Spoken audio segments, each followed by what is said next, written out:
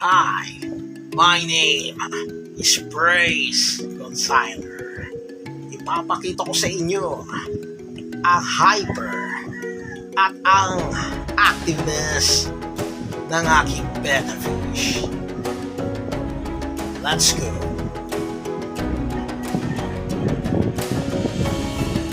Ayan, nakikita niyo ang bawat pagkilos ng aking alagang betta fish. Ayan o, nakastay put lang siya. No?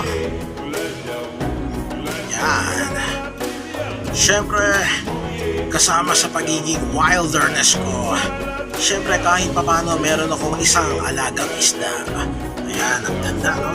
Color blue, lalaking betta fish. Ang mga betta fish ay insectivores. Pwede nyo rin silang pakainin ng mga flies, lamok at iba pang mga lumilipad na insekto. Huwag lang ipis at langgam dahil baka sila ay malasukan. Ayan o, ang ganda, no? Tignan nyo maigi. Ayan. Wow! Sarap ng swimming niya. Yun o. Yun. Ayan. Ayan. Meron siyang LED light para pagka sa gabi, meron siyang ilaw. Pero minsan pinapatay ko yan kasi kailangan din mag-rest, matulog ang betta fish. No, hinuhugot ko yan sa gabi. Balik tayo sa betta fish. Ayan, tignan nyo.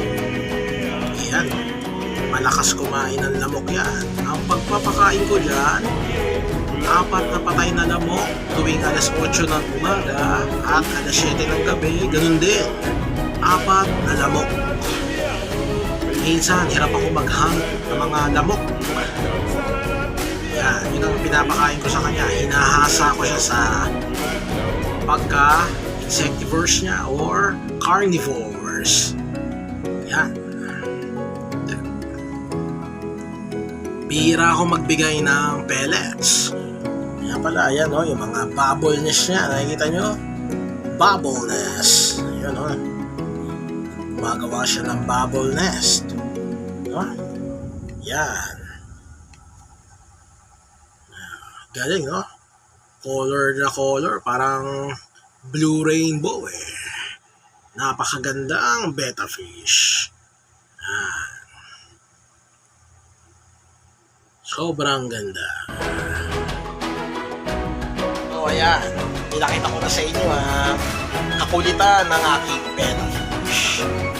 Lagi po kayong manonood ng Brace Gonsiler Wilderness. Pangarap ko kasi ang maging katulad ni Steve Irwin, isang Australian animal conservationist. Minsan gusto ko rin experience sa magpakain sa mga stray cats at mag-rescue ng mga hayop. Yun lang po.